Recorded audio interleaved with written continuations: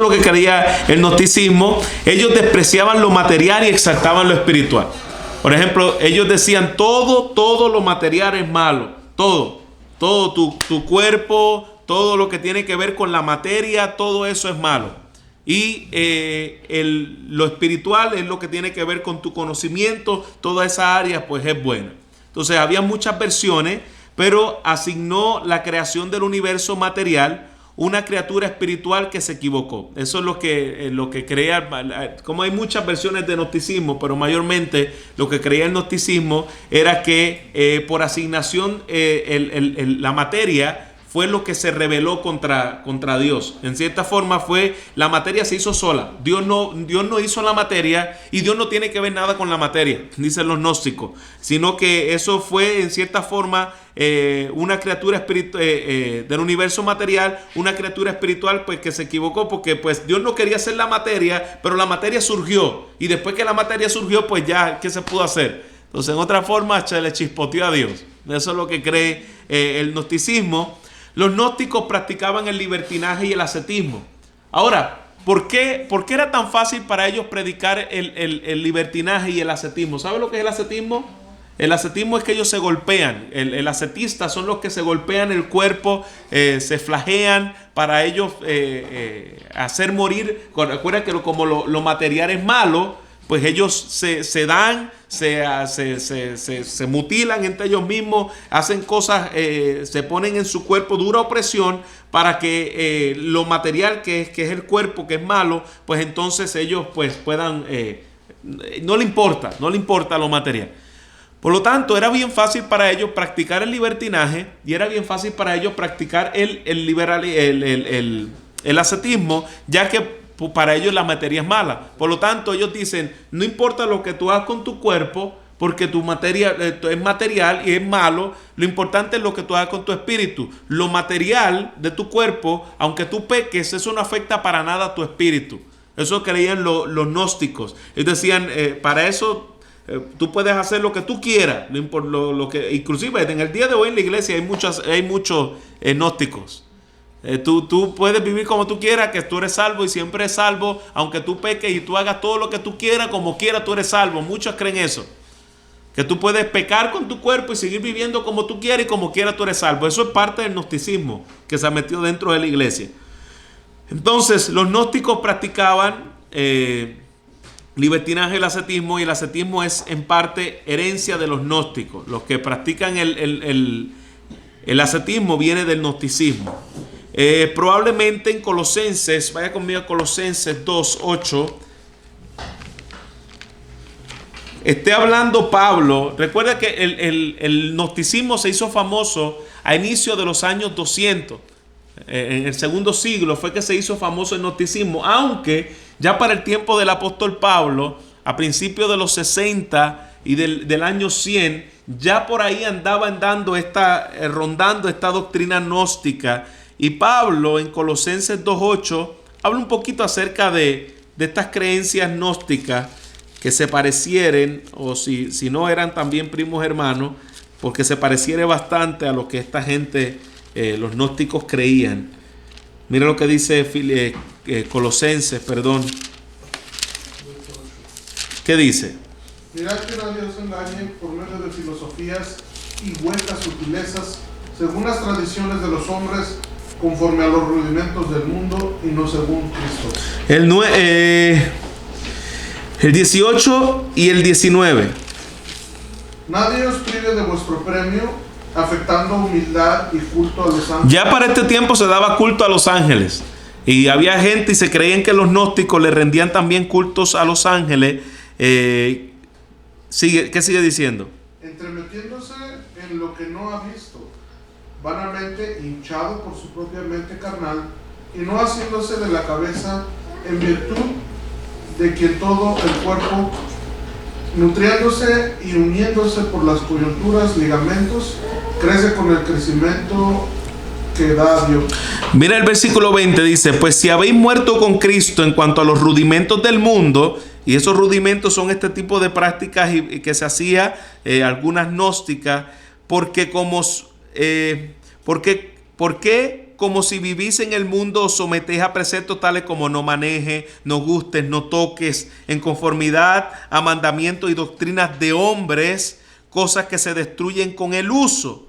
Entonces, tales cosas a la verdad tienen cierta reputación de sabiduría, con oculto voluntario en humildad y en duro trato del cuerpo. Aquí vemos como lo que hacían los gnósticos. Se trataban duro el cuerpo, pero no tienen valor alguno contra los apetitos de la carne. Es decir, eso no te va a cambiar nada. Aunque tú le des a tu cuerpo, eso no te va a hacer absolutamente nada. Bueno, ¿ah? Ya estaban ahí. Ya estaban los gnósticos ahí metidos, sí, para ese tiempo del apóstol Pablo. También otra de las falsas doctrinas que se conocían para ese tiempo era el docetismo. El docetismo enseñaba que Jesús solamente parecía humano y que Simón de Cirene fue crucificado en su lugar. En griego, dokue, parecer, como que Jesucristo como que pareciere como que él era humano, pero no era. Y está en contra de esta herejía. Es decir, Simón de Cirene fue crucificado en lugar de Jesús porque Jesús solamente pareciere humano, pero Jesús no era humano. Eso es lo que crean los docetistas. Esa es otra falsa doctrina. Y Juan, para ese tiempo, igualmente, ya vemos que estas doctrinas ya estaban infiltrándose en medio de la iglesia. Juan, en Primera de Juan, capítulo 4, versículo 1, Primera de Juan 4:1, él ataca esta doctrina, donde dice: amados, no creía a todo espíritu, sino probar los espíritus si son de Dios, porque muchos falsos profetas han salido por el mundo. Y en esto conocer el Espíritu de Dios. Todo espíritu que confiesa que Jesucristo ha venido en carne es de Dios.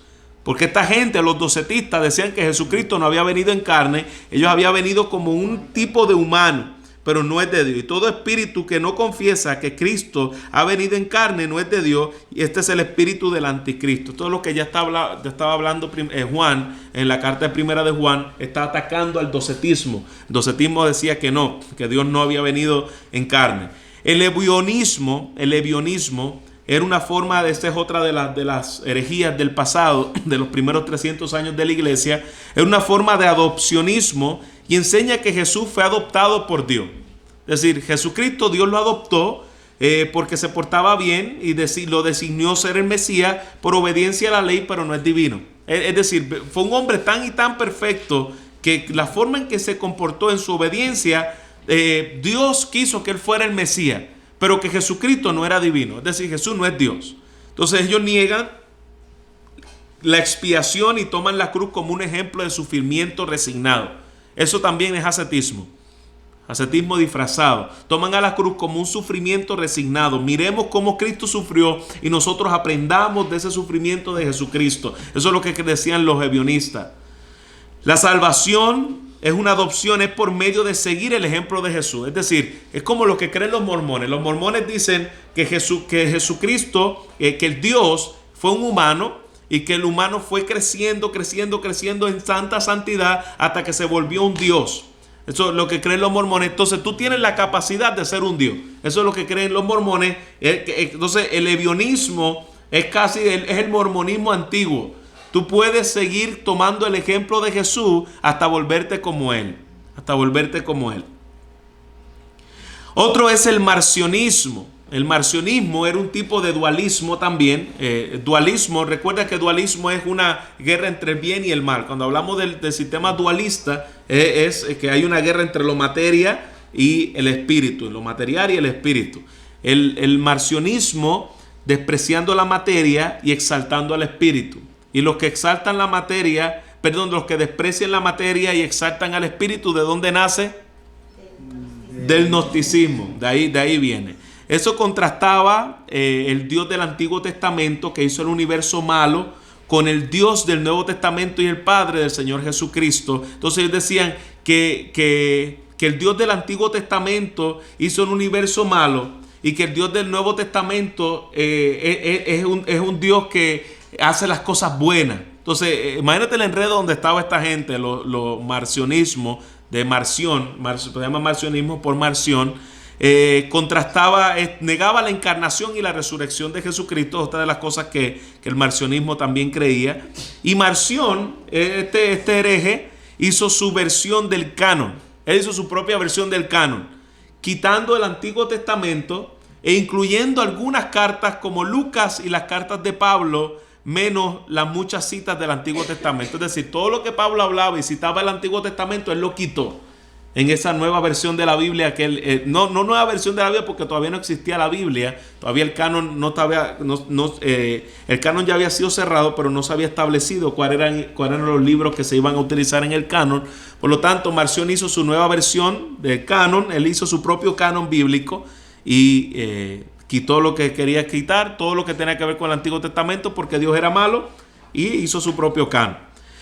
Entonces el montanismo es otra de las doctrinas herejías del pasado, y anticipaba el fin del mundo. El montanismo se enfatizaban en la segunda venida de Cristo. Ese era su tema principal, es la segunda venida de Cristo. Cristo va a venir. Enfatizaba la profecía actual, los dones espirituales y el ascetismo. Algo que el montanismo creía, ellos creían en la profecía, es decir, Montano se creía el nuevo profeta de la era del Espíritu. Ellos, lo mismo que creen la iglesia pentecostal en el día de hoy, ellos creían en nuevas profecías, creían en todos los dones en operación. El montanismo, eso es del año mayormente 200 que existía. Ya nosotros podemos ver que había gente que creía en una nueva profecía actual, en dones espirituales y el ascetismo. Ellos se golpeaban porque ellos tenían que someterse, porque solo los puros se van en la venida de Cristo. Y es cierto, eso solo sus hijos y quien está caminando en santidad y los que le pertenecemos a él, pero ellos le daban un duro trato al cuerpo para poder ganarse esa salvación y ganarse esa venida de Cristo. Consideraba que la iglesia era demasiado mundana. Los montanistas son los que se fueron para monasterios. Ellos se iban a monasterios y se purificaban ahí, y ahí estaban porque Cristo ya iba a venir. Entonces eran demasiado mundana la iglesia, y quiso preparar una élite espiritual para la nueva era. Es decir, dividió a las personas por células y los separaba, y que se fueran a monasterios, y que se separaran esta gente por células y allí vivieran. Entonces de ahí viene esto asistió desde el pasado, los montanistas. El novacionismo, otra de las herejías del pasado. El novacionismo rehusó admitir en la iglesia a los que habían negado a Cristo bajo la persecución de Decio. ¿Usted se acuerda que hablamos de eso? Los que habían negado a Cristo en la persecución de Decio, que algunos no los querían y otros sí los aceptaban en la iglesia, y provocó una división que duró hasta el siglo VI. Gracias. El monarquismo enseña que hay una sola persona en la deidad. Esa es otra de las herejías. El monarquismo enseña que hay una sola persona en la deidad y que el Hijo y el Espíritu Santo son atributos impersonales de Dios. ¿A qué se le parece al monarquismo? A los que hoy es testigos de Jehová y el arianismo. No, el arianismo era lo que creían que Jesucristo fue un ser creado. Pero los sebelianismos, los sebelianos eran los que creían lo que cree el monarquismo, que hay una sola persona en la deidad y que el Hijo y el Espíritu son atributos impersonales de Dios. Es decir, la versión modalista dice que la persona de la Trinidad son modos. Por eso es que se conoce como modalismo. Son modos o disfraces que se llama sebalianismo por sebaliano, o noesianismo. Y no es por Noé. Noesianismo. Noesianismo creía entonces lo mismo que los sebalianismos o lo mismo que los modalistas, que Dios cambia de posición. Que es uno, pero que cuando va a ser de Jesús, él mismo cambia de Jesús, cambia de disfraz, va a ser Espíritu Santo, cambia de disfraz. Y esta herejía hizo que la iglesia entonces definiera para principios de los años 300 lo que se conoce como la doctrina de la Trinidad. Ya por estos errores que iban sucediendo, hizo que la iglesia entonces definiera lo que era la doctrina de la Trinidad. Los unitarios son una manifestación actual de este error. Los unitarios, y dentro de los unitarios están los testigos de Jehová, están los testigos de Jehová no son unitarios, perdón. Los testigos de Jehová creen que Dios creó a Jesús. Ellos no son unitarios, ellos creen que Dios creó a Jesús y que el Espíritu Santo es una fuerza activa. Pero los unitarios son los que... ¿Qué creen los unitarios? A ver. ¿No? Nomás hay un solo Dios, ajá, que se manifiesta en tres formas distintas. Tres formas distintas. Eso es lo que creen los unitarios. Es un solo Dios que se manifiesta en tres formas distintas. Y esto pareciera bien, pero ya nosotros hemos estudiado la doctrina de la Trinidad y nosotros vemos que la doctrina de la Trinidad no es eso. La doctrina de la Trinidad dice que es un solo Dios, que ese solo Dios es tres personas distintas. No es que se manifiesta en tres personas distintas. Entonces, los que creen que Dios es un solo Dios que se manifiesta en tres tipos de formas, estamos entonces diciendo que es un modalista, un sebaliano o un unitario. En el día de hoy se conoce como los unitarios. Hay muchos pentecostales que se conocen como pentecostales unitarios, que ellos creen, no es que todos los pentecostales son unitarios, pero hay algunos pentecostales que son unitarios. El maniqueísmo es una expresión radical del gnosticismo. Esto es como gnosticismo a la quinta potencia, que divide a los creyentes en dos grupos, los elegidos y los oyentes. Y eso le va a sonar, no sé, tal vez común, porque algunas iglesias en el día de hoy casi practican esto. Los elegidos participan en los sacramentos, reciben sostenes de los oyentes, quienes a su vez disfrutan de la santidad de los elegidos. Es decir, los monarquistas dividían a la gente entre creyentes, entre oyentes y elegidos, pero si tú eres beneficiario de la santidad de Dios por los elegidos que están allí, por lo tanto, tú recibes sostén de los oyentes. Los oyentes sostienen a los elegidos. ¿Quién nos quiere ser elegidos en la iglesia para ese tiempo, no? Y los elegidos, claro, en un grupo de élite santo, que esos son los que se le conocen entonces como el clero. Los elegidos son el clero. Por eso que desde ahí viene entonces esa división entre clero y laicos. La división entre clero y laico viene de maniqueísmo. Entre los que estos son del clero, estos son los santos, estos son los escogidos de Dios, en el sentido de que son los hombres que están viviendo como tienen que vivir, y estos son los oyentes, es decir, estos son los laicos. Entonces ahora en la actualidad los maniqueísmos serían enlace. Casi. Cerca de enlace. Y también hay una iglesia que se me olvida el nombre, que inclusive tienen dos filas de asientos. En un lado se sienta el clero, en un lado se sienta, ellos le llaman los miembros de plena comunión. Por ejemplo, los miembros de plena comunión son los miembros que participan de la comunión. ¿Y qué es la comunión? Pues la cena del Señor. Entonces, esos miembros son los que participan de la cena del Señor, que no todos los miembros participan de la cena del Señor, y existen los miembros oyentes. Entonces, unos son los miembros oyentes, que no son miembros en plena comunión, y otros son los miembros en plena comunión, que son los que sí están santos para participar de la cena del Señor. Eso existe hasta el día de hoy. Los testigos de Jehová creen que lo que ellos dicen, los escogidos,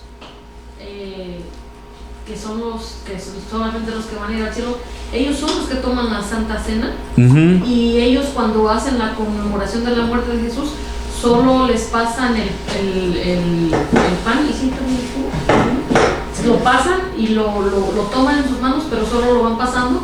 Ellos no la toman, nada más. Nada más los que son de los 144. Los 144, interesante. Los mormones también, no todos pueden entrar al templo. Oh, claro. Solo los que son santos. Claro, así es. Pues ¿de dónde viene toda esta vacilón? Del marcionismo, no es nuevo. Del marcionismo viene toda esta cosa. Bien, ¿qué más nosotros podemos ver?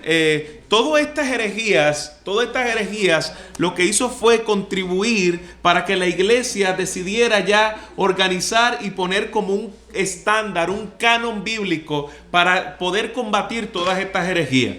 Entonces, toda la herejía ayudó a que se formara el canon bíblico, porque la iglesia se puso celosa en contra de todo este tipo de enseñanza y comenzaron entonces a trabajar en lo que es el canon. Entonces, la palabra canon significa regla o norma. Eso es lo que cuando nosotros hablamos del canon bíblico es como la regla o la norma, el estándar. Y la idea del canon no era nueva, puesto que los cristianos heredaron el canon del Antiguo Testamento. Por ejemplo, la gente del Nuevo Testamento, los que se conoce como la iglesia en el Nuevo Testamento, ya ellos tenían un canon establecido, que el Antiguo Testamento, que eran los libros que ellos veían como válidos inspirados por Dios. Ellos ya veían estos libros como inspirados por Dios, pero por las persecuciones y las herejías que nosotros acabamos de ver ahora, los cristianos tuvieron que reconocer cuáles eran los escritos autoritarios y cuáles no. Porque la gente estaba entrando, no, esto también es de Dios. Entonces se tuvieron que tomar concilios para comenzar a trabajar en el canon de la iglesia y cuáles libros eran libros revelados por Dios, autoritarios por Dios, y cuáles libros no eran revelados con la autoridad de Dios. Las persecuciones forzaron la pregunta: ¿por cuáles libros estamos dispuestos a morir? ¿Cuáles son los libros que nosotros estamos dispuestos a dar la vida, sabiendo que estos libros vienen de la boca de Dios? Son libros inspirados por Dios. Y las herejías forzaron la pregunta: ¿cómo se determina entonces cuál era el mensaje apostólico? Porque todo el mundo estaba trayendo ahora nuevas revelaciones, todo el mundo estaba trayendo nuevos estándares, y la iglesia entonces buscó identificar las obras escritas por un apóstol o por un asociado de un apóstol, para entonces ponerlas como válida en el canon. Entonces, alguien que haya sido apóstol o alguien que haya sido cercano a los apóstoles y haya vivido con ellos, para verlo como parte del canon. A veces se dice que la iglesia determinó cuáles eran los libros que debían estar en el canon del Nuevo Testamento, y en parte es cierto. Por ejemplo, no, es que inclusive algunos lo toman para mal. No, es que fueron los hombres los que decidieron los libros que se tenían que poner en el Nuevo Testamento, y que fue la iglesia la que los puso ahí.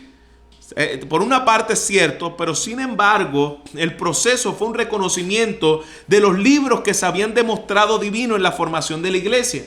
Entonces fue la iglesia que ya ellos veían estos libros como libros santos, como libros inspirados por Dios. Entonces, por un lado podemos decir, y es válido, por un lado la iglesia creó el canon, pero por otro lado nosotros podemos decir que el canon ya había creado la iglesia.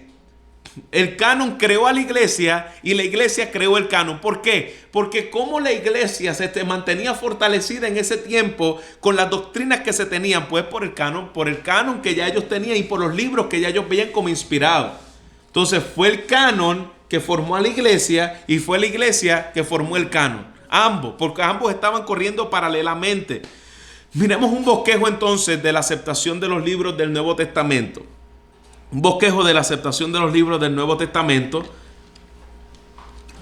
Para el año 100, ya para el año 100, después de Cristo, las cartas de Pablo eran aceptadas como libros inspirados. Ya inclusive antes del año 100, ya la iglesia veía las cartas de Pablo como libro inspirado, porque las veían como parte de Dios. Pero ya para el año 100 estaba establecido que el canon ya estaba separado, de que estas cartas de Pablo eran autoridad de la boca de Dios. Eran inspiradas por Dios. Para el año 150, los evangelios sinópticos. ¿Alguien sabe qué son los evangelios sinópticos? ¿O no? Sí, Mateo, Marcos, Lucas. Mateo, Marcos, Lucas y Juan. Correcto. Entonces, ya para el año 150, los evangelios de Mateo, Marcos, Lucas y Juan ya se veían como parte del canon bíblico. Era parte de la autoridad de Dios. Y para el año 140, el canon de Marción también ya se veía como parte de la autoridad del Señor, que era parte de los mismos libros que nosotros vemos ahí arriba, como los de Pablo, los sinópticos. Y el canon maratorí en el año 200, ese canon maratoní, el año 200 contenía 23 libros de los 27 que tenemos en el Nuevo Testamento, el que se llamaba el canon muratori. Canon Muratori contenía 23 libros de los 27 que nosotros tenemos en el Nuevo Testamento, más otros 2. Entonces nosotros vemos que ya en el año 200 ya habían 23 libros de los 27 que ellos lo ponían como, se llamaba el canon Muratori. Entonces que era parte de estos libros, eran parte de ese canon. Y para el año 300 ya Santiago, segunda de Pedro, segunda y tercera de Juan y Judas estaban siendo disputados si eran parte del canon o no. Y para el año 300, Santiago, segunda de Pedro, segunda y tercera de Juan estaban ya siendo disputados si era o no. Inclusive Santiago fue disputado aún hasta el tiempo de la Reforma. Martín Lutero no quería a Santiago en el canon bíblico y tenía una guerra, decía que Santiago no debía estar ahí. Pero eso es parte de la historia. Bueno, los movimientos que se crearon en este tiempo de la iglesia perseguida. El monacato se desarrolló en Siria y Egipto durante la segunda mitad del siglo III, el año 300. Antonio se deshizo de todos sus bienes. Antonio, el monacato, era parte de los que se iban a monasterios y se encerraban allí. Y este hombre que se llama Antonio, dice, se deshizo de todos sus bienes a los años 20 para servir a Cristo sin distracciones. Entonces se metieron en monasterios y allí querían servir al Señor sin ningún tipo de distracciones. Esos fueron parte de los movimientos que se levantaron en el tiempo de los primeros 300 años de la iglesia, el tiempo de la iglesia perseguida. Y a pesar de querer escapar del mundo, porque decía pues que tenían que salir de este mundo, muchos los buscaban y él los formó. También este es similar al monarquismo, el monacato. Yo creo que no estoy seguro, pero no sé si fue un movimiento del monarquismo, porque es similar. Lo formó en células de ermitaños. Entonces, este Antonio los formó en células de ermitaños. Otro de los movimientos que se formaron es que los mártires para ese tiempo llegaron a ser héroes de la fe y se le atribuían milagros. Es como ahora que sale que beatifican a los papas porque hicieron un milagro. Pues para este tiempo ya comenzaron a hacerlo con los héroes de la fe, que eran los mártires que morían por el evangelio, y se le atribuían los milagros a ellos. Y entonces se le daba un tipo de adoración a los mártires que se volvió un movimiento desmedido y fuera de lo que la palabra de Dios nos muestra. Con la introducción de muchos expaganos en la iglesia, la veneración de los mártires y otros santos aumentó. No solamente comenzaron a venerar a los mártires, comenzaron a venerar a santos. Esto es antes de que la iglesia católica lo estableciera como parte de sus dogmas. Ya esto iba existiendo como parte de la historia de estos movimientos que se fueron dando en la historia de la iglesia. Les ofrecían oraciones a los mártires, les ofrecían oraciones a los santos del pasado, y por medio de ellos, con la idea de que tenían más eficacia, inclusive hicieron peregrinaciones en sus tumbas. Y se creía ya para este tiempo de que había gente que veneraba tanto a ciertos tipos de personas que tenían una cierta apariencia de piedad santa, que le decían: ora tú por mí, porque las oraciones tuyas llegan más directa a Dios. Y eso tenemos que tener cuidado, porque eso aún se da aún en medio de la iglesia. Hay gente que si no, el pastor no ora por ellos, pues no quiere que otro hermanito ore, ¿no? Porque es que Dios escucha un poquito más al pastor. Y hermano, ese tipo de cosas tenemos que ir deshaciéndolas, porque eso viene de movimientos y de prácticas antibíblicas. Ninguna persona tiene más acceso directo al cielo que otra. Si tú eres un hijo de Dios, tú puedes orar a la presencia de Dios, y tú no tienes que esperar que el pastor venga por ti a orar. Claro está, el pastor puede orar por ti, qué bueno que podamos interceder, pero no es porque el pastor tenga un tipo de VIP en el cielo. Entonces, ya este tipo de prácticas se fueron dando en este tiempo del inicio de la iglesia, una idea media mística, que tenían las oraciones más eficacia, hicieron peregrinaciones en las tumbas de estos personajes. Ese concepto todavía lo tiene la iglesia católica, ¿no? Claro, porque se va a confesar con un padre.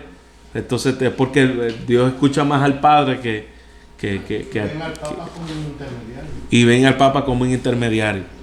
Carismáticos, En los apóstoles, que claro, la cobertura apostólica o la unción apostólica. Entonces, y si toca al ungido de Jehová, te sana. Definitivamente. Bueno, usted porque está más cerquita de Dios. Sí. Todo eso que estamos diciendo, por ejemplo, bueno, yo ya le pedí perdón a Dios por eso, ¿verdad? Pero nosotros hacíamos todo eso en la iglesia católica, las peregrinaciones, las oraciones, la adoración a las imágenes, todo eso. Sí, y esto surge aún antes de que se estableciera como organización la iglesia católica. La Iglesia Católica lo arrastró, se lo trajo con ellos, porque esto está cerca del año 300, todo este tipo de práctica. Y a finales del siglo III, a finales del año 300, los misioneros empezaron a adoptar y a cristianizar prácticas paganas para ganar a los paganos. Por ejemplo, igualmente comenzaron a adoptar fiestas cristianas, prácticas paganas, las mezclaban, un tipo de paganismo cristianizado para ganar a los paganos, pero esta práctica produjo confusión y sincretismo. La palabra sincretismo es la unión de prácticas cristianas con la unión de prácticas paganas.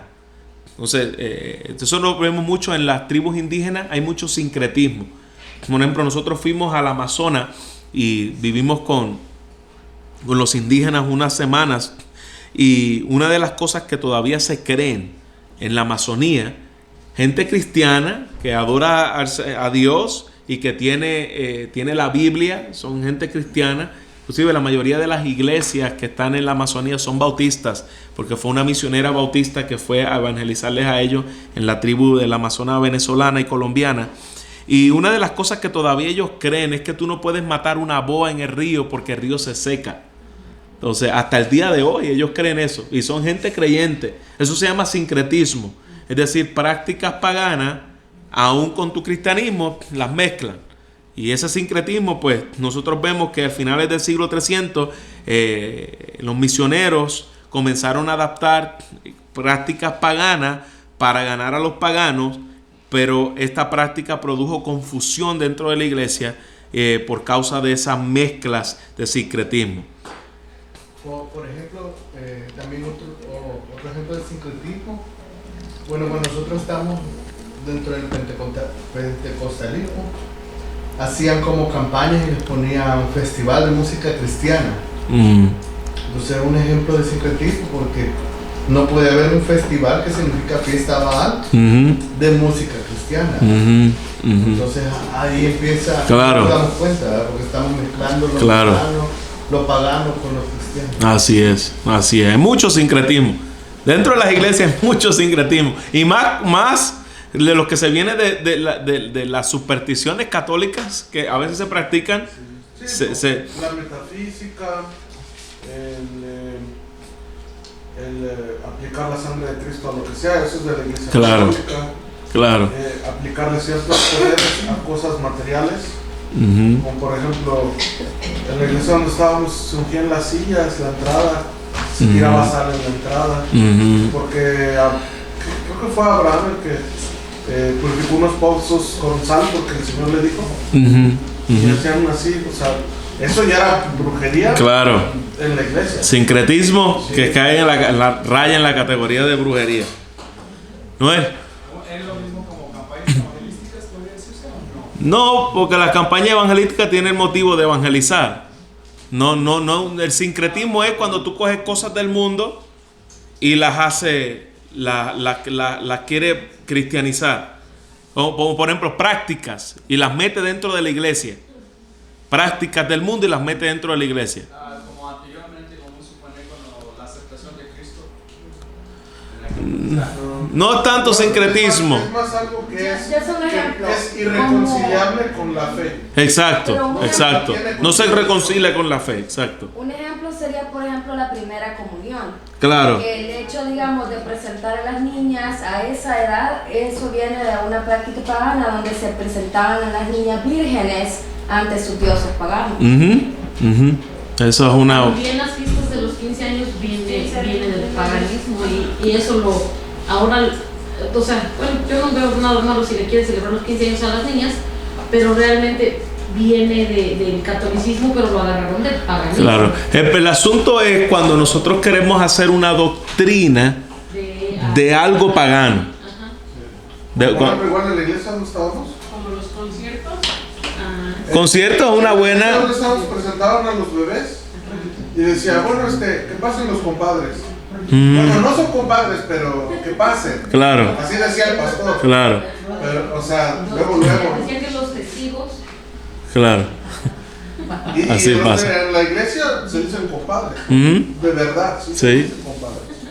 Y si alguien no quería testigos, decían, ellos así les gusta. Sin testigos, o sea. Una pregunta. El concepto del bautismo que hacía Juan el Bautista, por ejemplo, puede ser un sincretismo. ¿Cómo? Porque eso lo practicaban también otras religiones paganas. Antes que lo hiciera Juan el Bautista. Sí, aunque nosotros vemos que lo que representa fue instituido por Dios. Por ejemplo, no es sincretismo porque fue instituido, igual que la circuncisión. La circuncisión fue instituida por Dios, aunque otros paganos las hacían. Pero ya cuando algo es instituido por Dios, por ejemplo, igual que la Santa Cena, nosotros nos tomamos la sangre de nuestro Salvador en memoria y comemos el cuerpo de nuestro Salvador en memoria.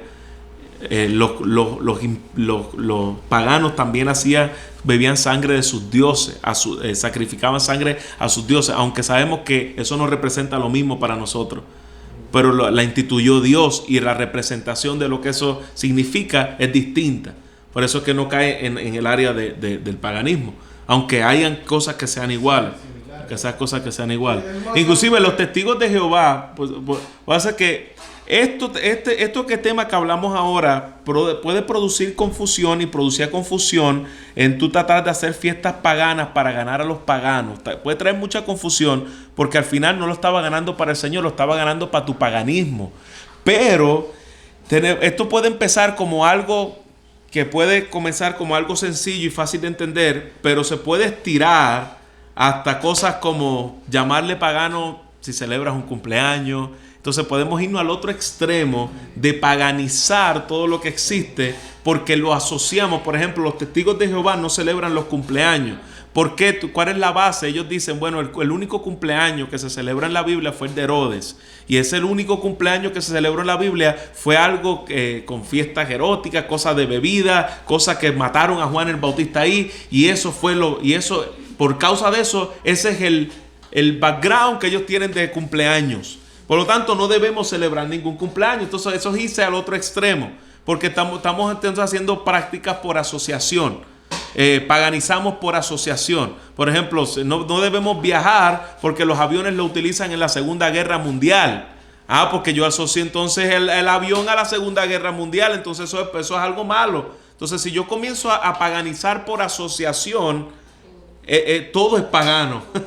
Todo es pagano. Desde lavarnos la boca hasta acostarnos a dormir, hasta saludarnos. Entonces tenemos que tener cuidado con eso. ¿Los testigos de Jehová no celebran cumpleaños, pero sí van a los cumpleaños? ¿O no? De verdad que creo que no van. Si son realmente de los que devotos, no van. Así que la realidad es que no quieren llevar regalos, pues eso es, no, pues. Pero bueno. Bueno, otra de las cosas, y con esto terminamos de los movimientos que se formaron. El gobierno obispal se solidificó, comenzó a solidificarse el gobierno obispal. ¿Qué eran los obispos de aquel tiempo? Los obispos eran No, recuerda que todavía la Iglesia Católica aquí no estaba formada. No, los elegidos. No, los ancianos. Y los ancianos eran los más viejitos. No, los ancianos, obispo, anciano y pastor. Obispo, anciano y pastor es lo mismo en la Biblia. Entonces, el gobierno obispal, cuando hablamos de gobierno obispal, estamos hablando del gobierno de pastores que estaban dirigiendo la iglesia. Se solidificó con sus diócesis dirigidas por obispos. Comenzaron a hacer diferentes tipos de diócesis en lugares que representaban, por ejemplo, la diócesis de Soleil, la diócesis de West Valley, la diócesis de West Jordan. Habían tipos de diferentes diócesis y comenzaron a ser dirigidas entonces esas diócesis por los obispos. Y este tipo de organización jerárquica seguía el patrón del imperio. Como el imperio trabajaba así, por eso es que la Iglesia Católica Romana nace del Imperio Romano. El Imperio Romano fue quien la creó. Por eso tiene la organización similar. Y todavía el obispo de Roma no dominaba. ¿Quién era el obispo de Roma? El Papa. Claro está. El obispo de Roma fue el primer... ¿Quién fue el primer obispo de Roma? No. Dígame, ¿quién fue el primer obispo de Roma? Claro, según los católicos es Pedro, pero nosotros sabemos que no fue Pedro. ¿Quién fue el primer obispo de Roma? Constantino. Constantino fue el primer obispo de Roma, que fue el emperador romano, en el cual se constituyó como el primer obispo de Roma. El obispo en el sentido, claro, había gente que eran obispos de Roma. No quiero confundir ni transgiversar la historia. Había gente que era obispo, que eran pastores en Roma, pero el sumo pontífice, que se conoció como el sumo pontífice, el líder máximo de los obispos, fue Constantino. Entonces, de Constantino para allá es que en realidad se sigue dando lo que es el crecimiento de lo que se formó como la Iglesia Católica Romana. Todavía el obispo de Roma no dominaba, es decir, no era el primero en el mando, pero disfrutaba de un alto estatus por el estándar capital. ¿Está bien? Bien, hasta aquí llegamos. 9:27 y tienen 1 hora para hacer el examen. ¿Tienen las copias ahí? No jalaba la Mañana pasó. Pero vamos a hacer algo. Escúchame bien. Yo estuve revisando las